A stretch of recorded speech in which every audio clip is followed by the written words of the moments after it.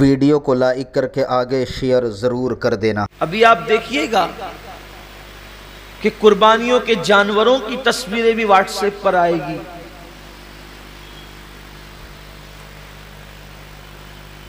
قربانیاں بھی what's app پر آئے گی۔ بچڑوں کا گھمانا پھرانا بھی واٹس ایپ پر آئے گا۔ بکروں کی تشہیر بھی واٹس ایپ پر آئے گی۔ کیا فکر ہے لوگوں کی؟ کیا چاہتے ہیں لوگ؟ کیا اللہ کا دیا ہوا صلہ کم ہے جو بندوں سے صلہ چاہتے ہیں؟ کیا اللہ کی دی ہوئی نعمت کم ہے جو بندوں سے صلہ چاہتے ہیں؟ ارے بندہ کیا دے گا صلہ؟ اور بندہ اگر کسی کو دے بھی تو اپنی اوقات کے مطابق دے گا، اللہ کسی کو صلہ دے تو اپنی شان کے مطابق عطا فرمائے۔ تو جس نے اپنی شان کے مطابق دینا ہے صلہ اس سے لینا ہے۔ تو لوگوں کو چاہیے کہ وہ اللہ کی رضا کے لیے کریں۔ تو وہ جو علم والا بندہ ہے، اللہ فرمائے گا کہ تو نے میرے لیے نہیں کیا بلکہ عالم کہلانے کے لیے کیا، علم والا کہلانے کے لیے کیا، خطیب کہلانے کے لیے کیا، ادیب کہلانے کے لیے کیا۔ ارشاد ہوگا اس کو بھی منہ کے بل گھسیٹتے ہوئے جہنم میں لے جاؤ۔ حضرت سیدنا ابو ہریرہ فرماتے ہیں تیسرے بندے کو لایا جائے گا۔ جب وہ تیسرا بندہ آئے گا تو وہ تیسرا بندہ اللہ فرمائے گا میں نے تجھے نعمتیں دی تھی بندے، بتا تو نے کیا کیا؟ اے بندے تو نے کیا کیا؟ میں نے تجھے نعمتیں دی تھی۔ وہ عرض کرے گا مولا تو نے جو مجھے دولت دی تھی میں نے خوب لٹایا تیری راہ میں۔ اللہ فرمائے گا تو جھوٹا ہے، تو اس لیے دولت خرچ کرتا تھا، پیسے نکال کر دیتا تھا کہ لوگ تجھے سخی کہیں، سو میں نے تجھے کہلوا دیا، آج تیرے لیے میرے پاس کچھ نہیں۔ جن لوگوں کے لیے تو نے یہ کام کیا تھا جا کے صلہ ان سے لے لے، اور اس کو بھی منہ کے بل گھسیٹتے ہوئے جہنم میں ڈالا جائے۔ یہ حدیث جب بھی پڑھی جاتی تھی، سیدنا ابو ہریرہ جب بھی پڑھتے تھے تو اتنا روتے تھے، ایسا لگتا تھا جیسے کہیں روتے روتے ان کی جان نہ نکل جائے، روتے روتے ان کی روح نہ پرواز ہو جائے۔ لوگ دعائیں کرتے تھے کہ کاش ابو ہریرہ چپ ہو جائیں کہ پہلے 3 لوگوں کا حساب ہوگا اور تینوں کے پاس کتنے بڑے بڑے اعمال ہوگے، ایک کے پاس شہادت، دوسرے کے پاس علم، تیسرے کے پاس سخاوت، لیکن اللہ تعالیٰ تینوں کو جہنم میں داخل فرمائے گا صرف اس وجہ سے کہ انہوں نے یہ کام اللہ کے لیے نہیں کیا تھا۔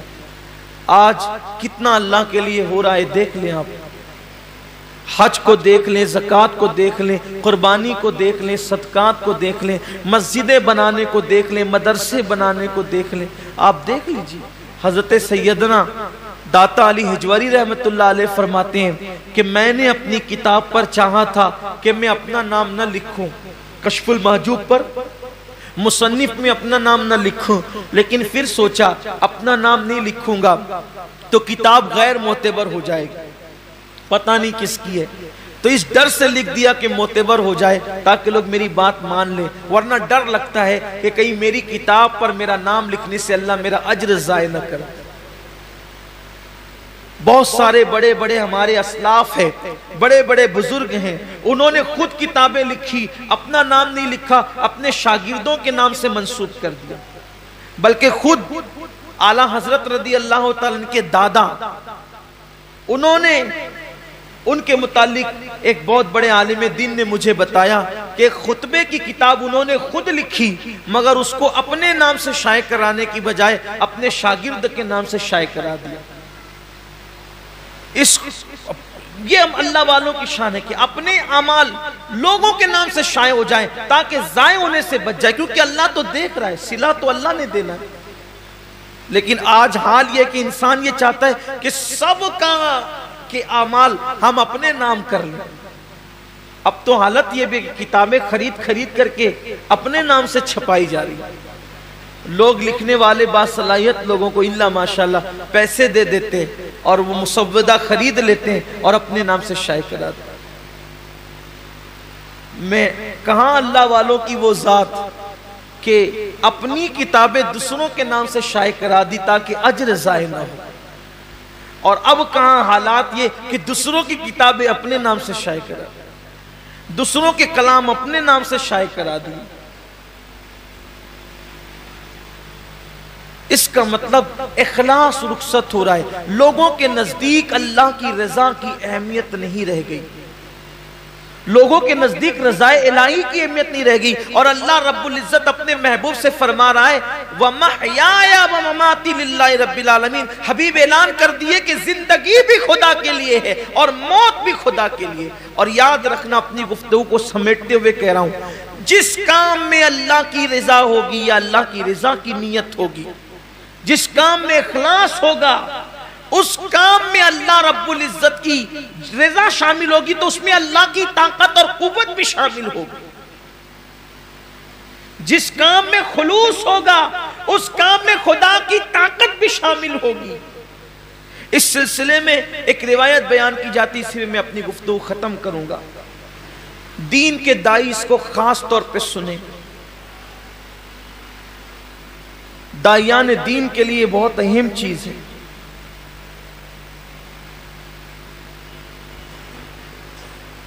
حدیث پاک کا مفہوم ہے کہ بنی اسرائیل میں ایک عابد رہتا تھا، عبادت گزار.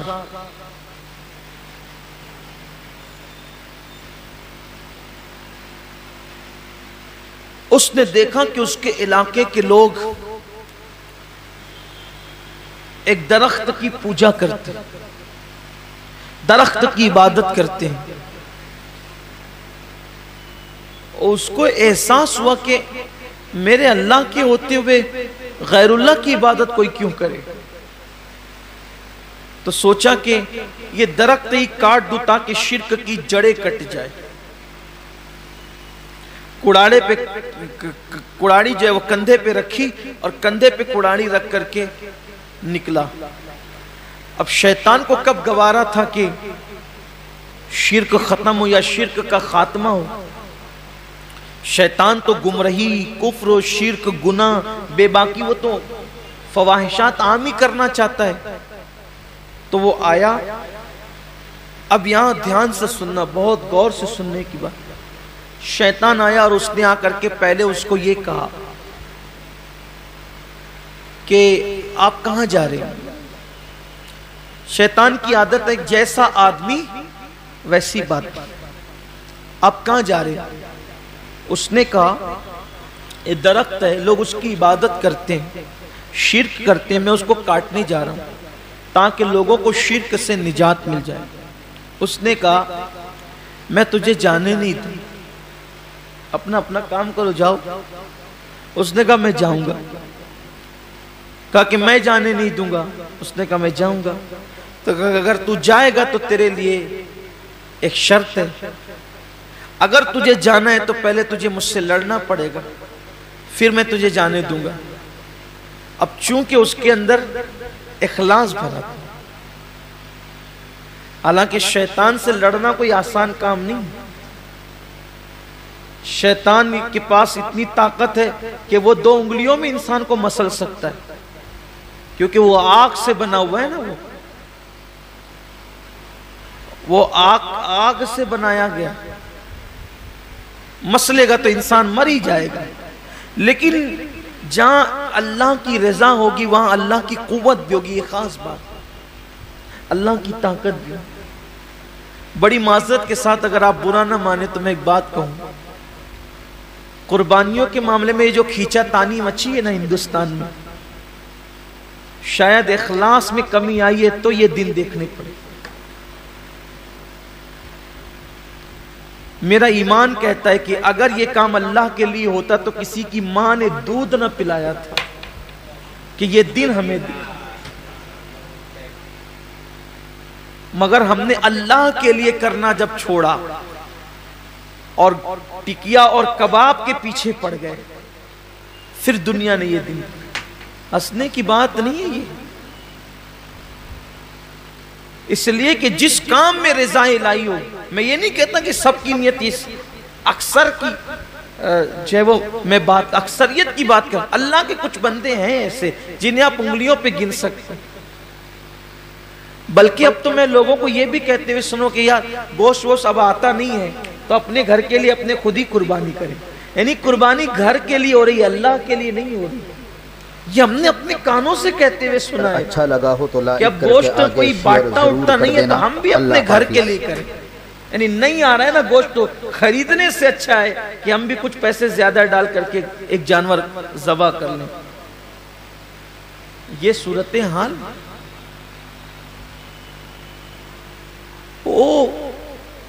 اللہ کی رضا کا والے جو کام ہوتے ہیں پھر اس میں قدرت کی قوت شامل ہوتی. اگر آج بھی مسلمان توبہ کر کے مخلص ہو جائیں مجھے اللہ کی ذات سے امید ہے دیکھیں ابھی حالت بدلیں گے. ابھی مسلمانوں کی حالت بدلے گی, لوگ اللہ کے لیے کریں گے.